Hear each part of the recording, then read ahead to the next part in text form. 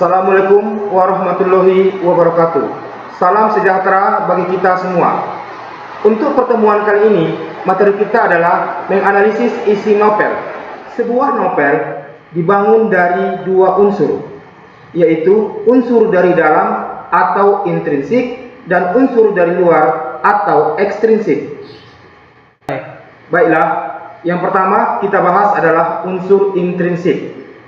Yang pertama adalah tema. Tema adalah pokok permasalahan yang menjadi dasar penceritaan atau ide utama dalam sebuah novel. Tema biasa diambil dari kehidupan sehari-hari. Ada tema perjuangan, persahabatan, percintaan, petualangan, dan lain-lain.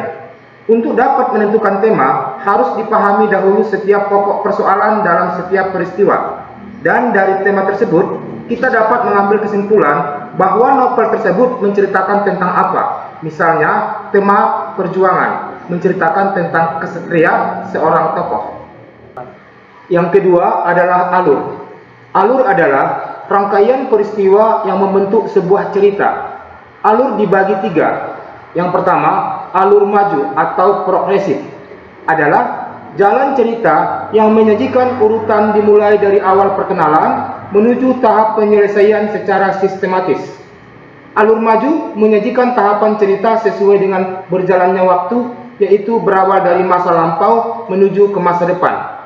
Yang kedua, alur mundur atau regresif adalah jalan cerita yang dimulai dari masa depan kemudian menceritakan kembali kejadian di masa lampau. Dan yang ketiga adalah alur campuran, merupakan perpaduan alur maju dan alur mundur. Tahapan cerita pada alur ini dimulai dari masa kini atau masa lampau yang nantinya akan digabungkan seiring berjalannya cerita. Yang ketiga adalah penokohan dan tokoh. Penokohan dan tokoh tidaklah sama. Tokoh adalah individu rekaan yang membangun dan menjalani sebuah peristiwa dalam cerita, atau untuk lebih mudahnya, tokoh ini disebut pelaku atau pemain dalam sebuah cerita. Sedangkan penokohan adalah tabiat, karakter, atau sifat yang dimiliki atau dimainkan tokoh.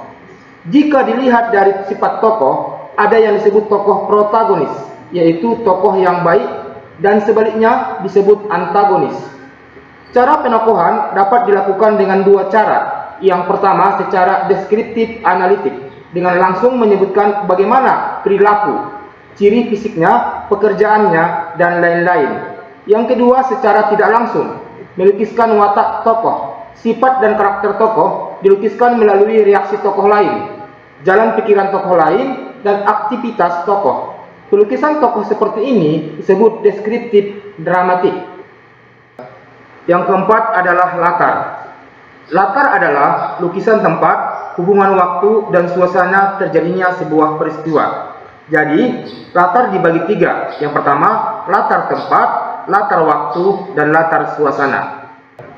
Yang kelima adalah sudut pandang. Sudut pandang berhubungan dengan siapakah yang menceritakan kisah dalam novel tersebut.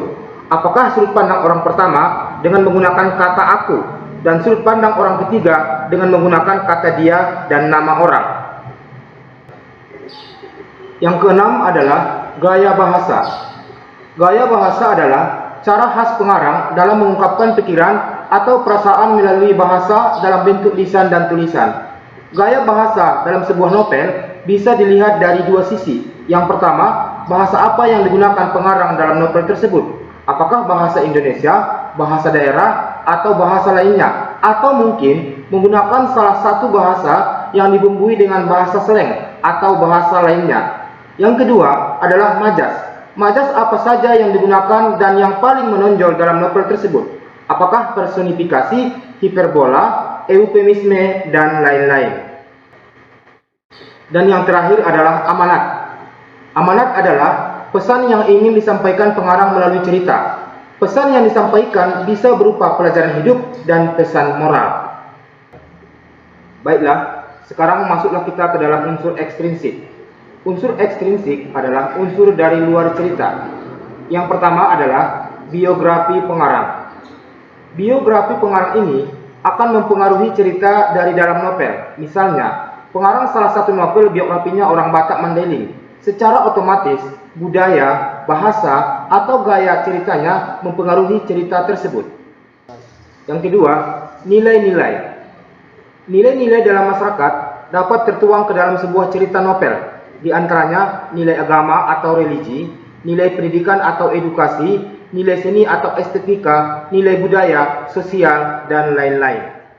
Dan yang terakhir adalah sosial budaya masyarakat. Unsur sosial budaya juga sangat berpengaruh terhadap cerita dalam novel. Misalnya, pada tahun 2021 ini, kita membuat sebuah novel. Dengan sendirinya, sosial budaya masyarakat pada tahun 2021 ini akan mempengaruhi cerita novel tersebut. Misalnya, ceritanya modern, bahasanya tinggi, ada teknologi handphone yang digunakan, dan tokohnya berpemikiran maju. Sekian dulu video kita kali ini, semoga bermanfaat. Terima kasih atas perhatiannya. Wassalamualaikum warahmatullahi wabarakatuh.